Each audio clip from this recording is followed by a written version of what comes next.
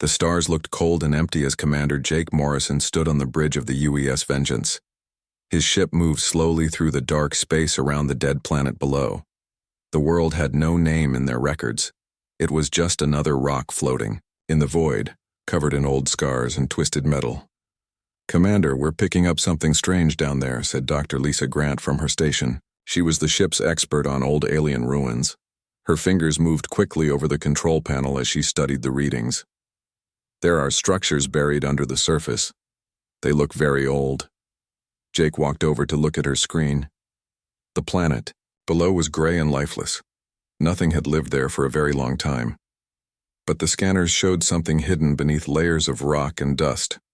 Strange shapes that looked like they might have been buildings once. "How old?" Jake asked. Lisa checked her readings again. "Maybe 3,000 years, could be older." She looked up at him with excited eyes. "Commander, I think we found something important." Jake nodded. Finding old ruins was why they were out here in the first place.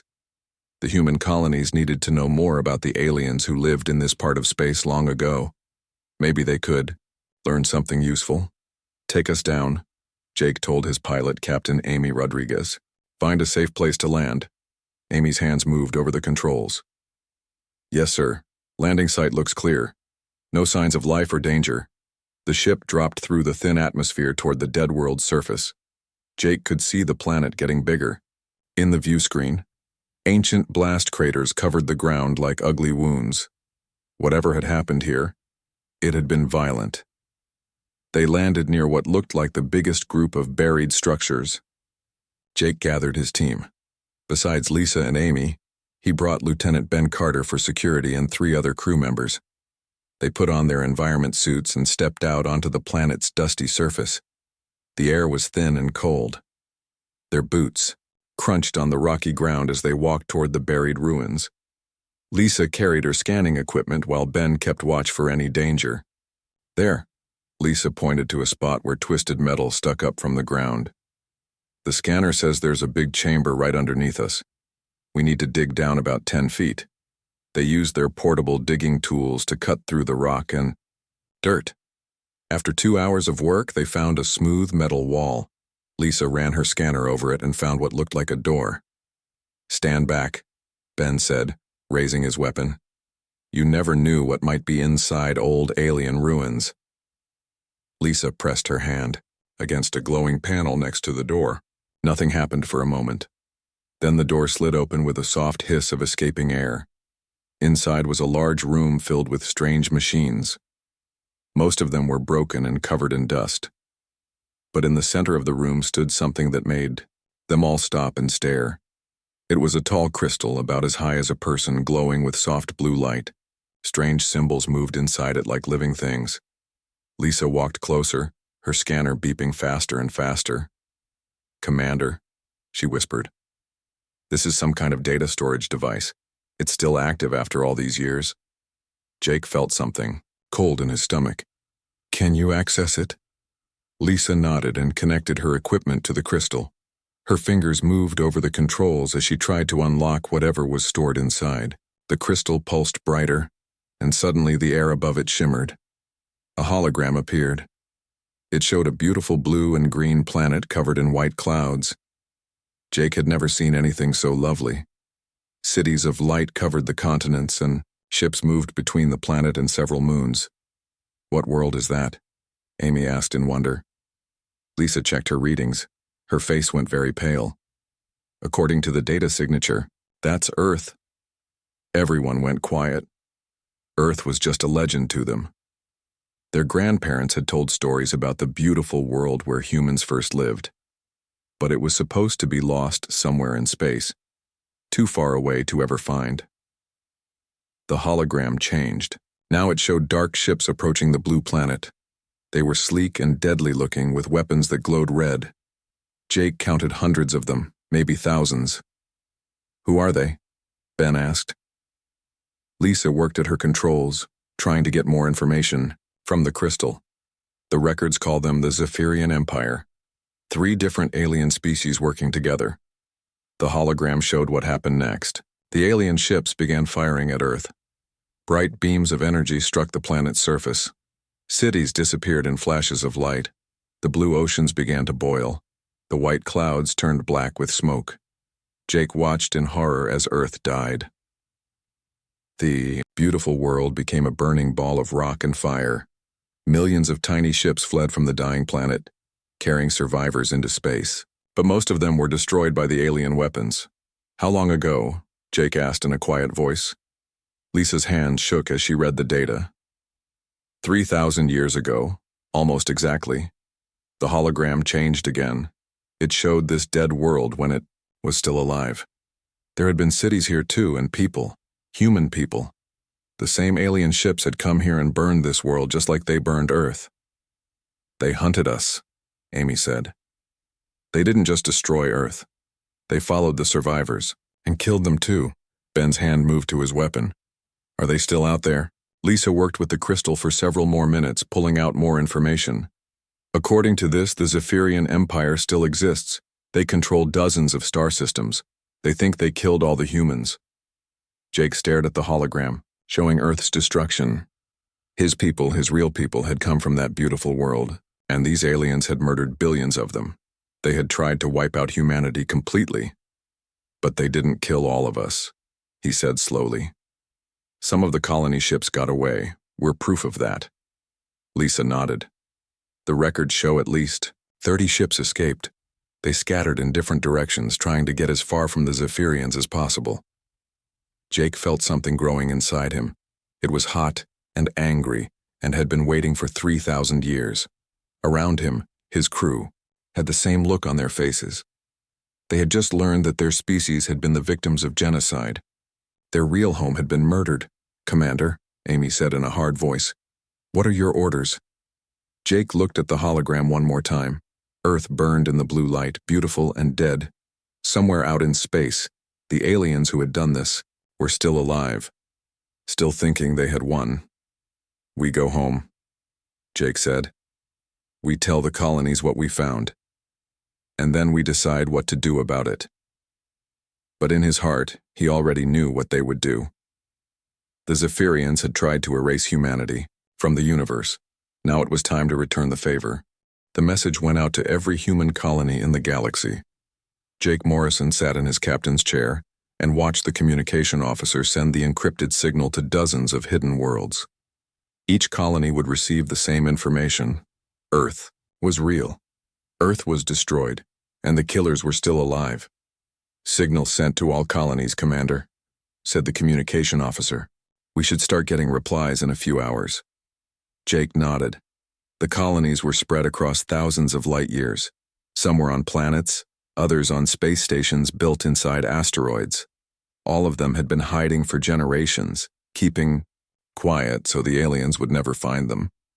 Captain Amy Rodriguez walked onto the bridge carrying a data pad. "I've been studying the information from that crystal. The Zephyrian Empire is huge. They control over 40 star systems. Their main fleet has thousands of ships." "How many people do we have?" Jake asked. Amy checked her numbers. "All the human colonies together have maybe 50 million people total. The Zephyrians have billions."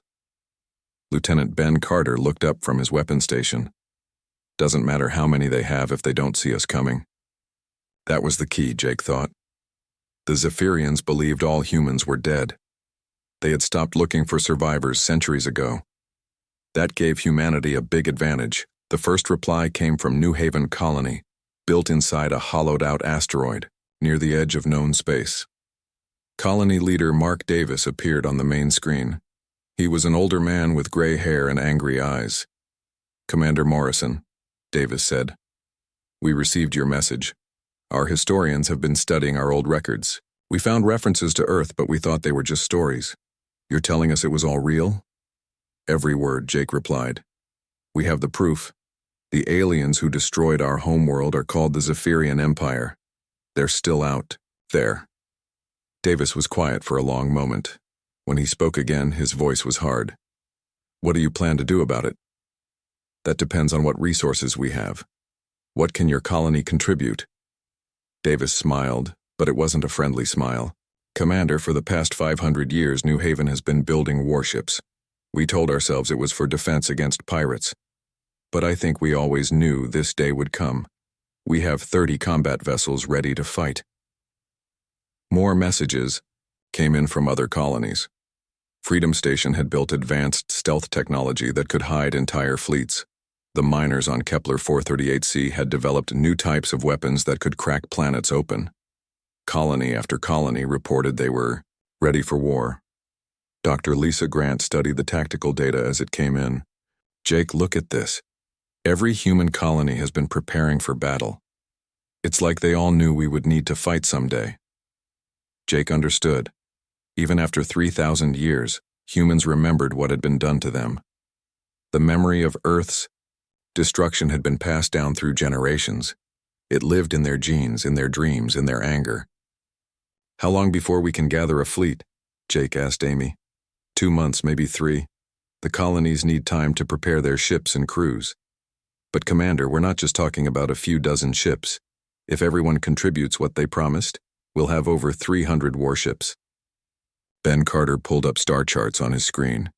We need to pick our targets carefully, hit them fast and hard, then disappear before they can respond. Make them afraid. Lisa had been studying the Zephyrian data from the crystal. Their empire has 3 main species working together. The Zephyrians themselves are the leaders. They look like big lizards with scales and claws. Then there are the Kethri, who are good with technology, and the Vorthan, who handle most of their military. What's their weakest point? Jake asked.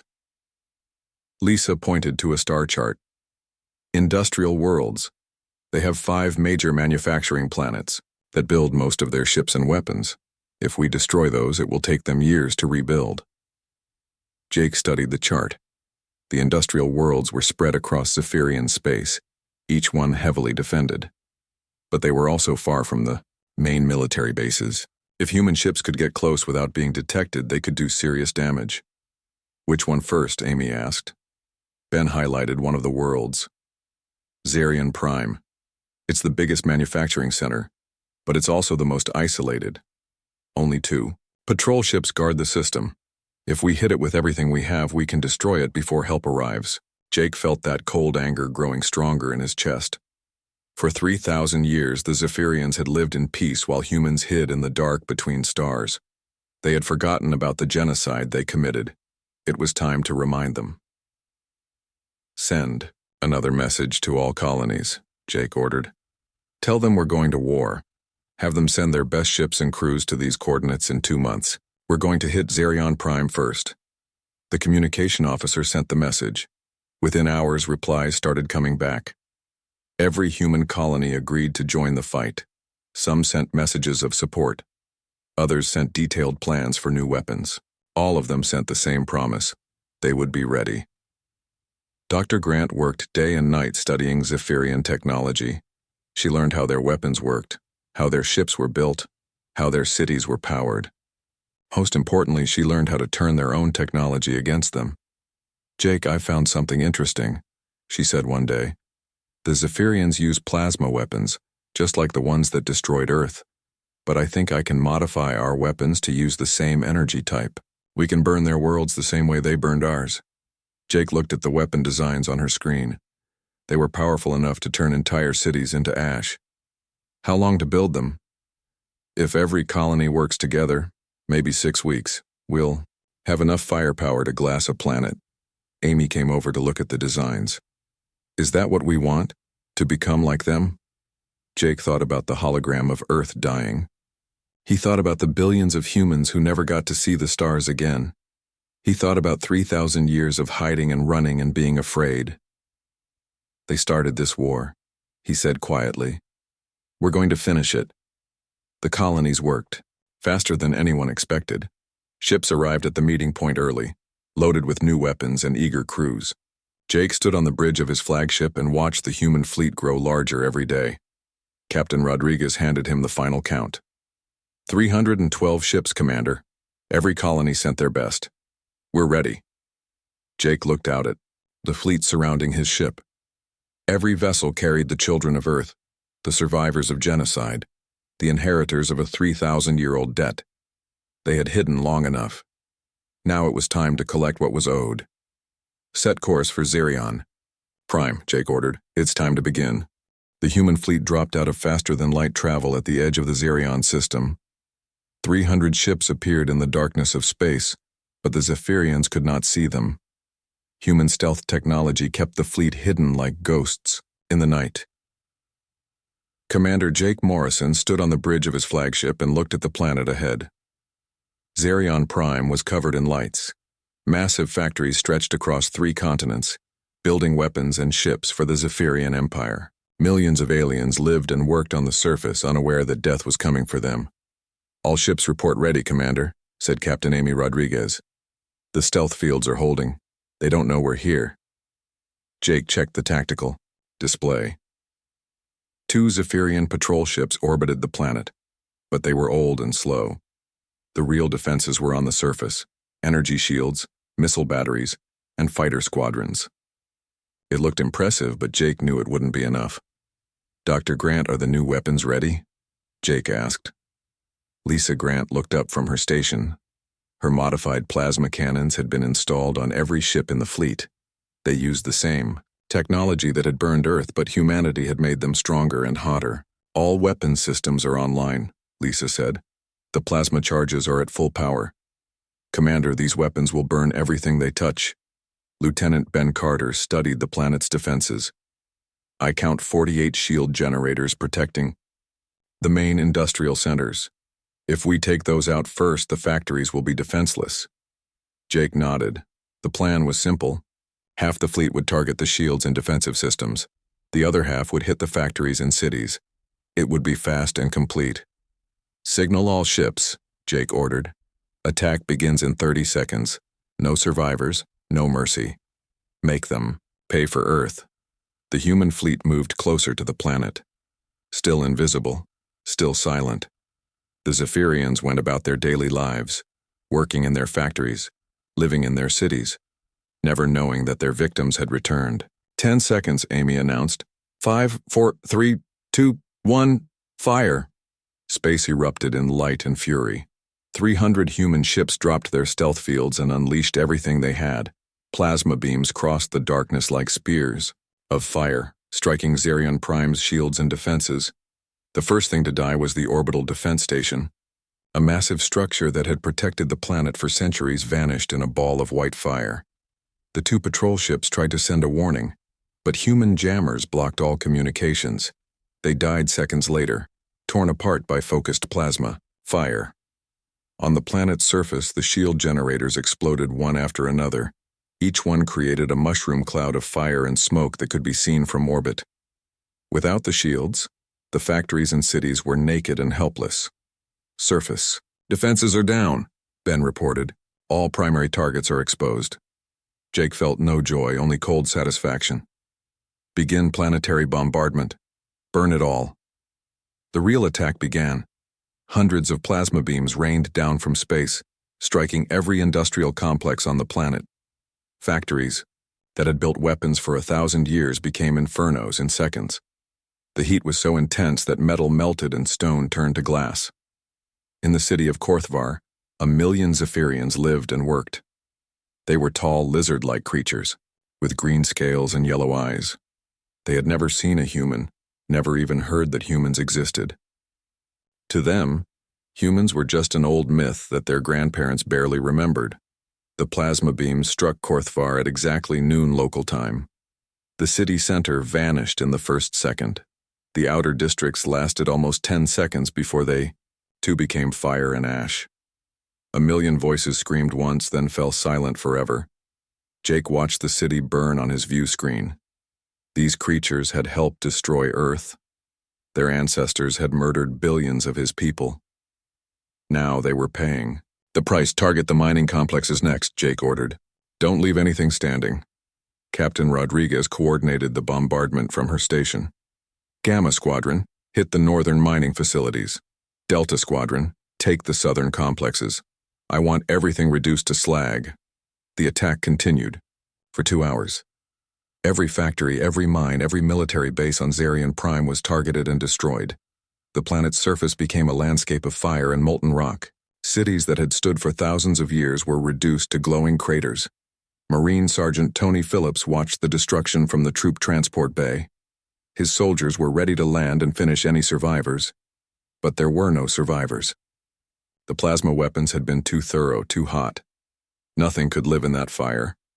"Sir," Tony said over the radio, "should we deploy ground forces?"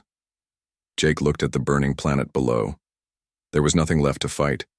The industrial heart of the Zephyrian Empire was dead. "Negative, Sergeant. There's no one left down there." Dr. Grant monitored the planet's energy readings. The massive industrial complexes had produced enough power to light a small star. Now all that energy was being released at once as the fusion reactors overloaded and exploded. "Commander," Lisa said quietly, "the planetary fusion grid is collapsing. We need to pull back or the shockwave will damage our ships." Jake gave the order to retreat to a safe distance. The human fleet moved away from Zerion Prime just as the planet's core began to destabilize. The explosions on the surface had triggered something deep underground. "All ships, this is Morrison," Jake announced over the fleet communications. "Phase 1 is complete. Zerion Prime is destroyed. The Zephyrian Empire has lost its primary weapons manufacturing center." Cheers echoed through the fleet. After 3,000 years of hiding, humanity had struck back. The aliens who had burned Earth were finally tasting fire themselves. Amy pulled up intelligence reports on her screen. "Commander, we're picking up emergency transmissions from other Zephyrian worlds. They know something happened here, but they don't know what. Our jamming worked perfectly." That was important. If the Zephyrians didn't know who had attacked them, they couldn't prepare proper defenses. The next target would be just as surprised as Zerion Prime had been. Ben studied the tactical situation. "Sir, we have enough fuel and ammunition for 2 more attacks like this one. Where do we hit next?" Jake looked at the burning planet one last time. Zerion Prime had been the industrial heart of the Zephyrian Empire. Now it was a dead rock covered in ash and fire. The aliens would need decades to rebuild what they had lost here. "Set course for the Demios system," Jake ordered. "Their agricultural center is next. We're going to starve them while they burn." Dr. Grant prepared her weapons for the next attack. The modified plasma cannons had worked perfectly. They burned hotter and spread faster than anything the Zephyrians had ever seen. Earth's fire had come home to roost. As the human fleet jumped to faster-than-light speed, Jake thought about the crystal they had found on that dead world. It had shown him Earth's destruction, the murder of his people, the genocide that had scattered humanity across the stars. Now the Zephyrians would learn what humans had learned 3,000 years ago. They would discover what it meant to watch their worlds burn. They would understand the price of trying to erase an entire species. The hunt had only just begun. News of Zerion Prime's destruction spread like wildfire through the Zephyrian Empire. On the capital world of Zephyr, Supreme Overlord Vexthar called an emergency meeting of the High Council. The massive reptilian leader slammed his clawed fist on the crystal table as holographic reports filled the air around him.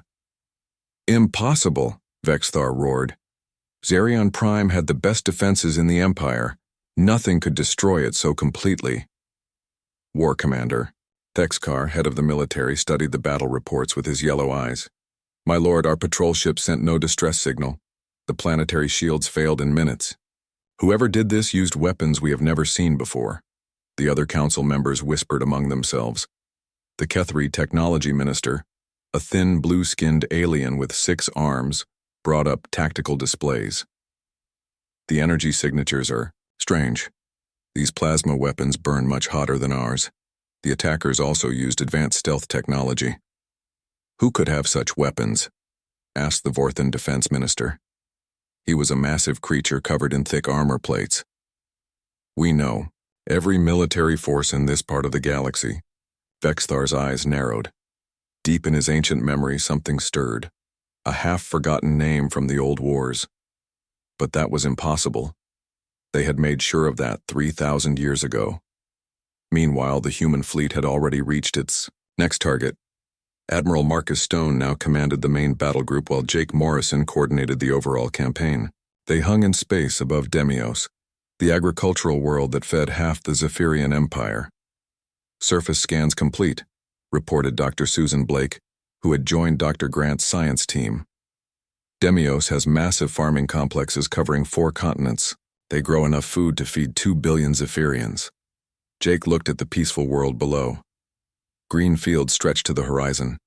Huge atmospheric processors turned the air into the perfect mixture for growing crops. Cities full of farmers and workers dotted the landscape. "How long until they starve without this world?" Jake asked. Dr. Grant checked her calculations. "The Empire imports 70% of its food from Demios.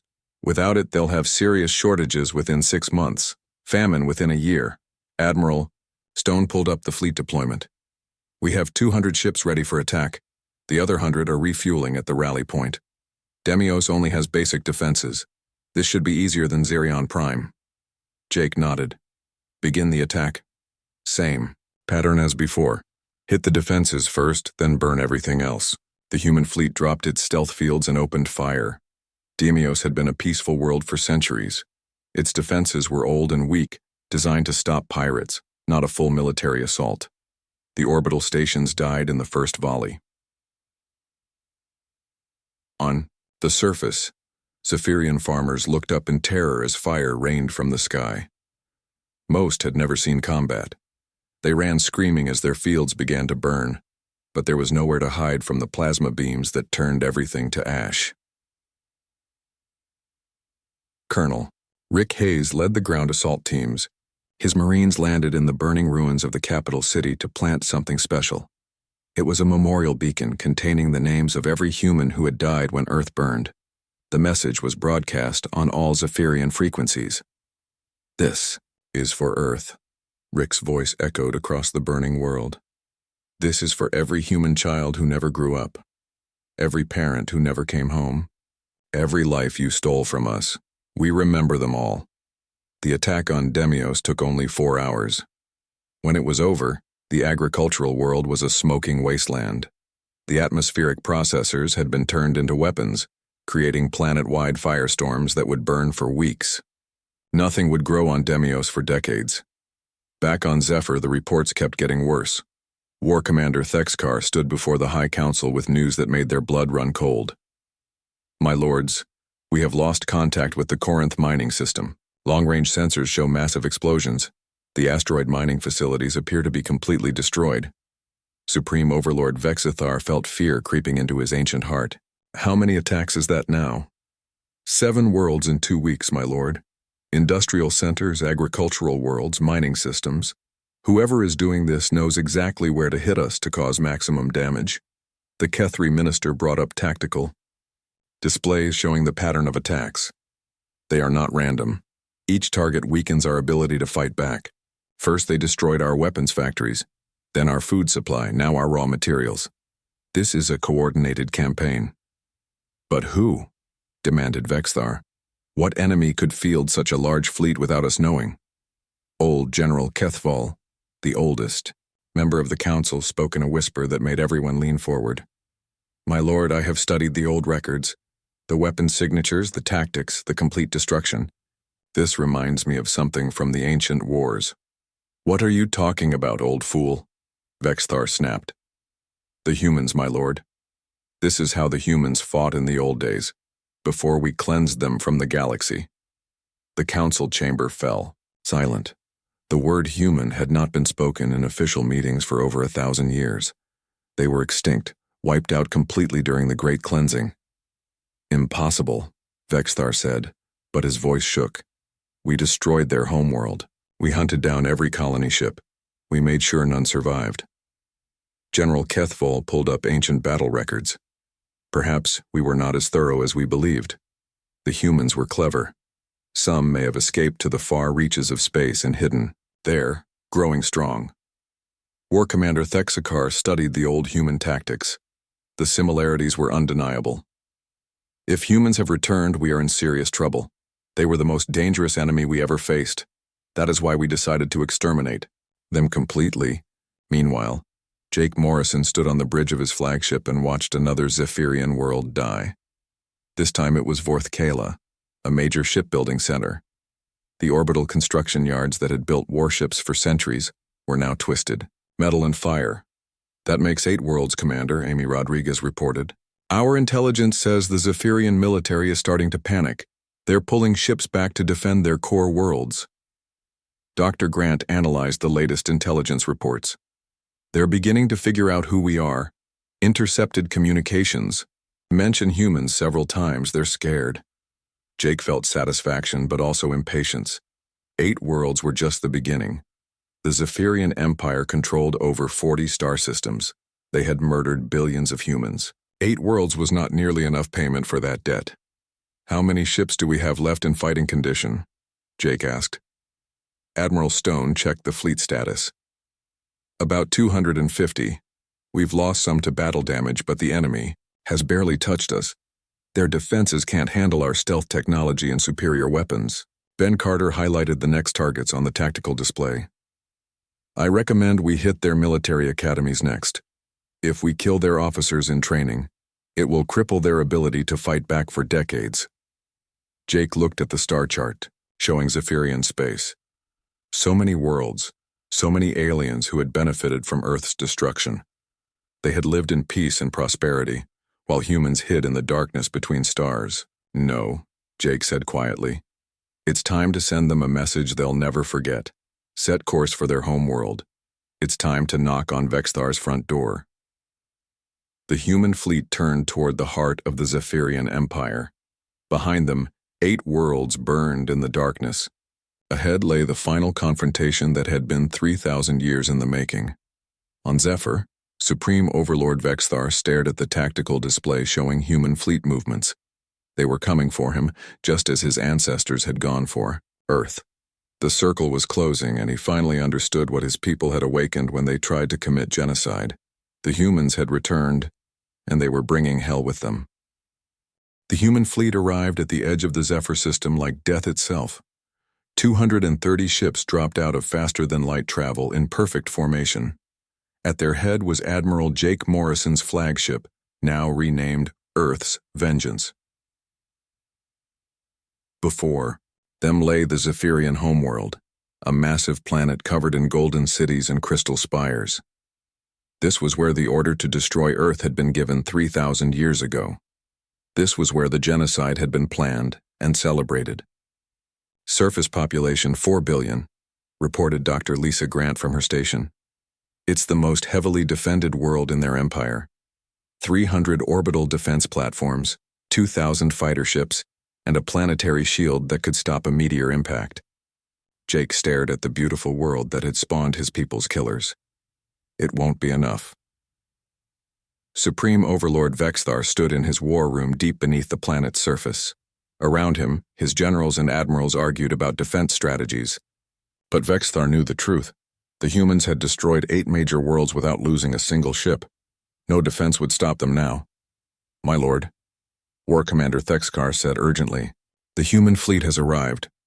Our sensors count over 200 ships. They're using stealth technology we cannot penetrate. The old Supreme Overlord closed his yellow eyes. In his long life, he had conquered dozens of worlds. He had enslaved entire species. But he had never faced an enemy driven by 3,000 years of hate. Open a communication channel, Vexthar ordered. Let me speak to their leader. On the bridge of Earth's Vengeance, Communication Officer Kelly Barnes looked up in surprise. Admiral, we're receiving a transmission from the planetary surface. It's the Zephyrian Supreme Overlord himself. Jake almost refused to answer, but curiosity won. Put him on screen. The massive reptilian form of Vexthar appeared on the main view screen. He was old and scarred, with scales that had turned gray with age, but his eyes still burned with the intelligence that had built an empire. So, Vexthar said in a deep, rumbling voice, the humans have returned from extinction. I confess I am impressed. We believed we had killed you all. Jake felt cold rage building in his chest. You tried. You murdered our homeworld and hunted down our survivors. But some of us escaped to the darkness between stars. We've been waiting. 3,000 years is a long time to hold a grudge, Vexthar said. Perhaps we can negotiate. The Empire has great wealth. We could offer compensation for past wrongs. Jake laughed, but there was no humor in it. Compensation? You turned Earth into a ball of fire. You tried to erase humanity from existence. What compensation could possibly be enough for genocide? Vexthar's scales darkened with fear. Then what do you want? Justice, Jake said simply. The same justice you gave Earth. Before Vexthar could respond, Jake cut the transmission. He turned to his crew, who were watching with grim satisfaction. All ships, this is Admiral Morrison, Jake announced over the fleet communications. Today we finish what they started 3,000 years ago. Today we collect the debt they owe for Earth. Prepare for planetary assault. Captain Amy Rodriguez coordinated the attack from her station. All fleet commanders report ready. Weapons. Charged, fighters launched. Admiral, we're ready to burn their world. But Jake hesitated for a moment. On his desk was a small crystal data core, the same one they had found on that dead world so long ago. It contained the last messages from Earth, final words from parents to children, lovers to beloved, the dying words of a murdered world. Dr. Grant noticed his pause. Jake, are you all right? Jake picked up the crystal and held it toward the view screen showing Zephyr. I'm thinking about all the people who never got to see this day. My great-grandmother used to tell stories about Earth's blue skies and green forests. She died believing her people would never have justice. Lieutenant Ben Carter checked his weapons display.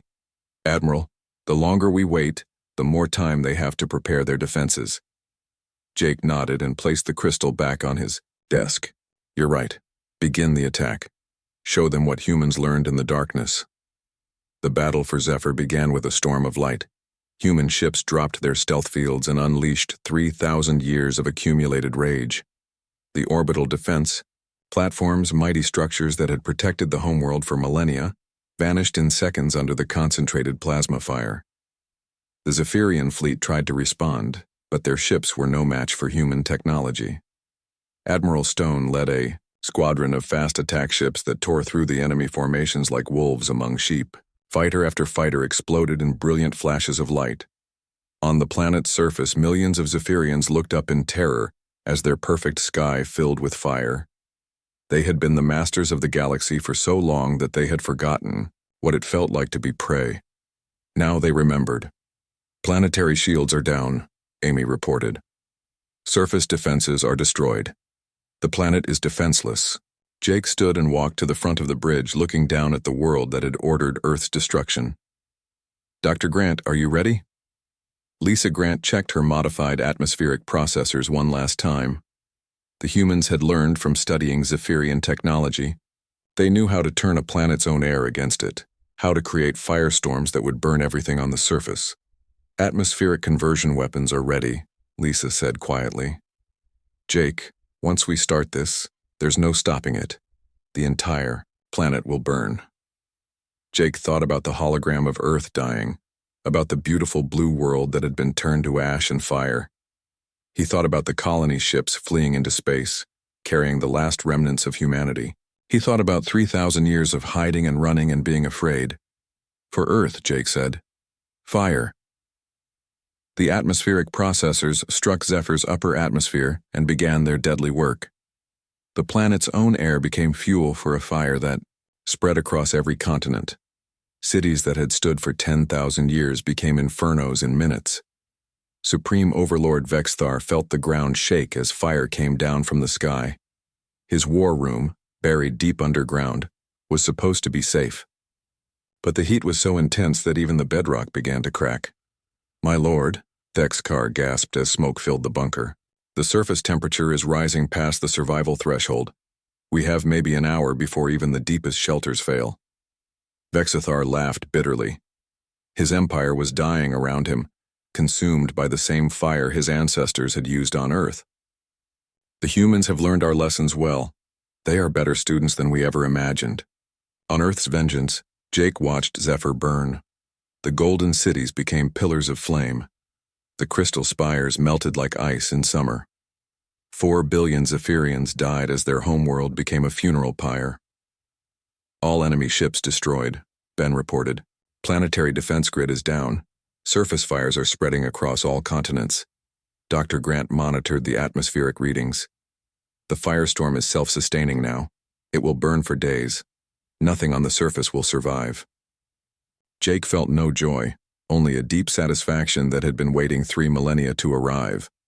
The debt was paid, Earth was avenged, the Zephyrian Empire was ending the same way it had ended humanity's first home. Captain Rodriguez brought him the final reports. "Admiral, we're receiving surrender signals from the remaining Zephyrian worlds. Without their homeworld and leadership, the Empire is collapsing. It's over." Jake looked out at the burning planet one last time. Somewhere in that fire was Supreme, Overlord Vexthar, learning what his victims had learned long ago, learning what it meant to watch your world die. "Set course for Earth," Jake ordered. "It's time to go home." The human fleet turned away from the dying Zephyrian homeworld and began the long journey back to humanity's birthplace. Behind them, Zephyr burned in the darkness, a funeral pyre for an empire that had tried to commit genocide and paid the ultimate price. In the cargo hold of Earth's vengeance, engineers worked on terraforming equipment that would restore Earth's atmosphere and oceans. The blue world would live again. Humanity's long exile was finally over. Jake sat in his ready room and opened the crystal data core one last time. The final message from Earth played in the air before him, a mother's voice singing a lullaby to children who would never grow up. "Sleep now, little ones," the voice whispered. "Dream of stars and ships and better days to come." Jake smiled and closed the crystal. The better days had finally arrived.